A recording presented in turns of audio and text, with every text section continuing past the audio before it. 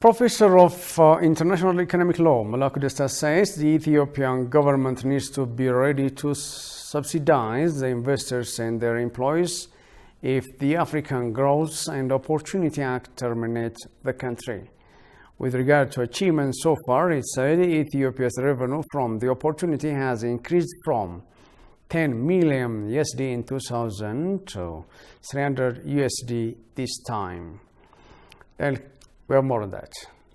When AGOA was introduced in 2000 during the Clinton administration, I remember looking at the data, and Ethiopia's exports annually at the time was in the region of some $10 million a year. The introduction of African Growth and Opportunity Act realized during the Clinton's administration in 2000, and it was a fortune for developing countries to export their industrial products to the United States market duty-free. Until 2015, many of the African countries used the opportunity to earn foreign currency and develop their industries. In 2015, the initiative came into renewal for 10 years during Obama's administration. Now 4 years are remaining for the developing countries to exploit the opportunity and help their nation's prosperity. So far, Ethiopia has increased its revenue from the pact 10 million USD in 2000 to 300 million USD this time. Ethiopia has used the AGOA opportunity as the means of marketing, as a tool to market itself before the foreign investors, for example. It went out to the foreign investors community saying, look, if you are able to produce goods in Ethiopia, you would have duty-free access to the US market right away. And that, especially using the industrial park schemes that we have over the past few years, I think Ethiopia has benefited significantly. The professor attributed the achievements so far with the expansion of industrial parks in the country. The industrial development scheme, I'm sure, has contributed, because if you look at the type of products in which Ethiopia is doing well, you will see that textiles and apparel and the leather industry, the leather goods industry, shoes and leather products, they account for a significant portion of that. And those are directly related to the industrial parks, I think, especially textiles. And in terms of textiles in particular, you can see that the employment opportunities created as a result of that is quite significant. Malaku also advises the Ethiopian government to be ready for subsidizing the investors and their employees if African Growth and Opportunity Act terminate the country for short term. Now the government's resource might be rather limited, but I would still say a penny spent today would be worth several dollars tomorrow. If the government invests money today, wherever that money comes from, and supports these companies, I think it will be worth every penny, worth all the pain, because it's going to save jobs. It's going to save skilled people on their jobs. They will be available tomorrow.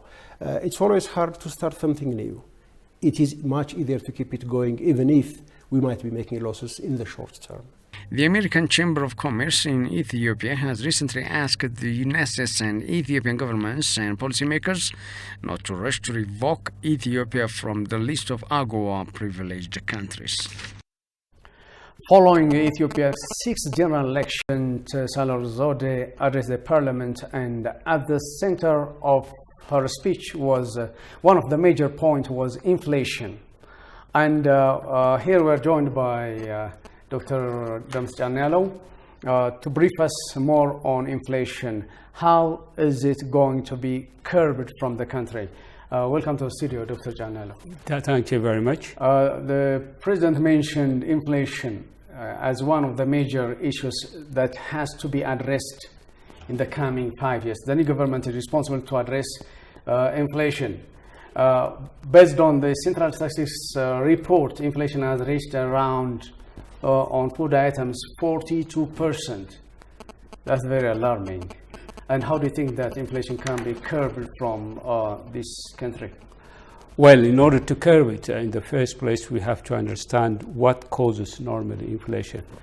We have to, and for this purpose, we have to also make a difference between the macro thinking and the micro thinking. Broadly speaking, in a macro sense, people say inflation can be caused if there are quite a number of when there is a lot of money in the system and very little to buy, that may cause. I think that's not the case in the context of today's Ethiopia. Broadly speaking, people say it's because of the gap between aggregate demand and aggregate supply, which has to go on the supply side with production. To some extent, that might have also some truths, but what has happening recently, I don't think that is the case, because you have noticed, for example, just within a week, the price of a kilo of onion was 55 or so, and the day before yesterday, it has come down to 19 birr. So, which means there are certain players playing. So in the short run, the solution is how to make the available food items and food crops and all other commodities supplied in the market with fair pricing. Okay, that needs working on the different market agents, the different players within the market. So that is the short run, because I believe strongly what has been caused recently more is because of economic sabotage.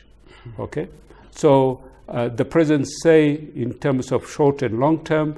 In the long term, we have to make all necessary efforts to produce. For example, you mentioned the 40-something% monthly inflationary, scaling, which predominantly is caused by food, the food component. Yeah. I think when you hear from the other side, particularly from the Ministry of Agriculture and so on and so forth, mostly it's not a shortage that is creating the problem.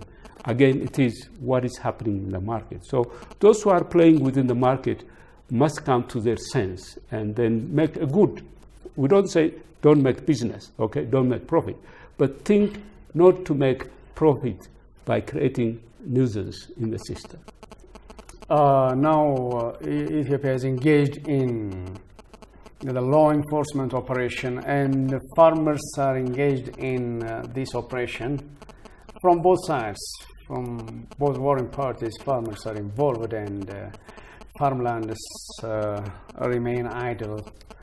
And do you expect that there will be enough production to feed the people of this country? Well, in the first place, we have to I normally put the country into three parts when it comes to this kind of question. Okay. The first is our own part within Tigray, okay? Where many things are happening, and even when you come to the question of inflation and pricing,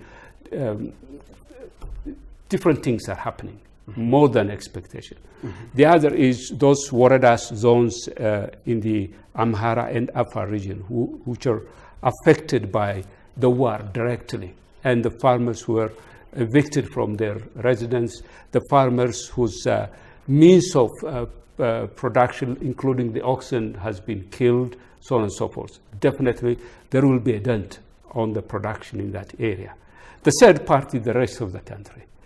The recent interview I heard from the Ministry of Agriculture, from the minister himself, the country has prepared about 13.2 million hectares of land for crop production, out of which 12 point something has been. In general, 93% is going to produce, and we expect 374 million. Please, we believe that if things go normal, okay, it will not be that much different from the other good years, also this year. For your question, the farmers have been moved to the war front, correct. But in areas where farmers went to the front, the residents, the remaining residents, are working on the plots of those farmers who are, who moved to the war front. So I think the land will not be left uncultivated. That's what we believe, because that's the information we had. So I think we will not be that much disturbed by what's happening. We remember the ceasefire was introduced last time by the government for the Tigrayan people to engage them in their farmland.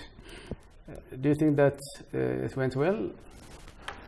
No, I don't think. In the first place, that's why I say In Tigray, even in good years, most of the farmers were dependent on the production safety net programs. Even if they produce, what they produce may last maybe for 3-4 months. The remaining 8 months were covered by the safety net program and other relief programs. All right. Worst is what is happening now. Because what we hear even from the other side, farmers, elders, even children, young, everybody is being taken to the front. Forced to fight. Yeah. And it's a double days for the region, to be frank. All right. Finally, do you think that production and productivity can be the best solution to curb inflation, particularly in food items? This is too technical. We always say inflation will not be a problem so long as the purchasing power of the consumers increase. Okay? In fact, I always say the biggest gap in our policy is we are not properly addressing what we call income policies related to prices, wages, and so on and so forth. So unless we work on that one, even if you increase the productivity and production, let alone the urban consumer, even the farmer may not get a better life. It's not what you produce, it is what you got after you produce that matters. If you get the point. That's great. Yeah. It's the income which always matters. So there is a gap in that context. All right, Dr. Damas Janialo, thank you very much for your brilliant explanation. Thank you very much for having me.